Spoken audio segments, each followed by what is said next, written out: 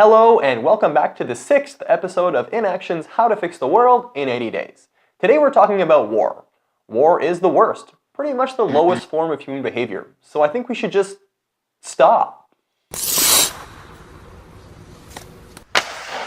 First and foremost, I have the utmost respect for soldiers and I cannot thank you enough for your service. My beef is not with you, it's with the military-industrial complex and the idea of violence itself. So when I hear people justifying war, I typically hear three arguments. 1. Humans are naturally violent. 2. Philosophical realism. And 3. Self-defense. So while each of these topics merits its own doctorate thesis, I'm going to cover these in one sentence each because I only have 5 minutes. So, 1. You can argue that violence is part of human nature, but so are logic, compassion, and self-control. So in the end, violence is still just a choice.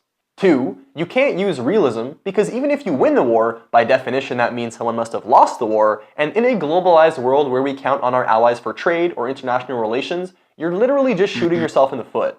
And 3. You can't say self-defense because that means someone must have started the war, and when I look around the world, I see a lot of people pointing fingers, but no one taking the blame, so who's lying? I can't even tell anymore. And besides, why we start the war is only half the battle. The consequences of war are just as bad. First of all, let's take a second to appreciate the ridiculous amount of casualties. I mean, wow. We are super violent. One conflict that you won't see there is the Rwandan genocide, so here are some numbers for you. In 1994, Rwanda had a population of 7.3 million. 100 days later, they had slaughtered 800,000 people. That's 11% of the country dead in 3 months. Not a plague, not a tsunami, humans killing humans. Wow. On top of the direct casualties of war are the secondary effects. PTSD, families torn apart, refugees, broken infrastructure. There are layers on layers of generational destruction. You don't always need a dead body to continue the cycle of war.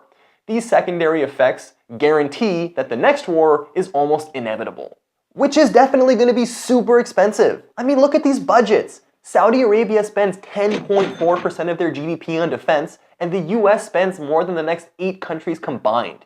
The Iraq War alone is conservatively estimated to have cost over $1 trillion, and an F-35 fighter jet might cost $164 million a pop. Is this really the best way to be spending our money? Unfortunately, it would appear so, because our history is completely dominated by violence. War is supposed to be the ultimate last resort, and after all this fighting, what do we have to show for it?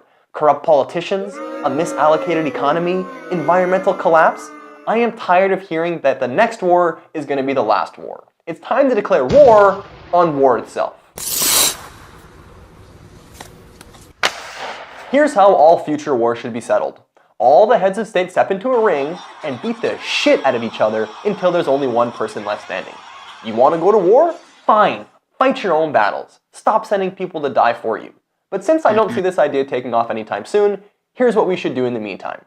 Please, please stop letting demagogues and dictators run the country. When you vote for someone who campaigned on war and fear, be careful what you wish for. Focus on solving the real causes of war. Bad government, crime, no food, no jobs. These are the real recruiters for ISIS, not your free porn or McFreedom combo. Here's another idea. Stop selling weapons to conflict regions. You think terrorists have AK-47 and RPG factories at home?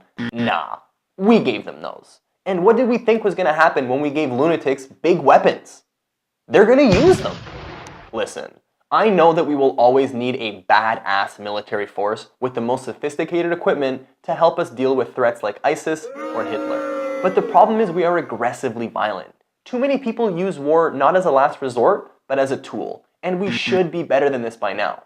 How many more people need to die before we realize that the real enemy isn't other humans, but the idea of war itself? To me, that's a battle worth fighting for.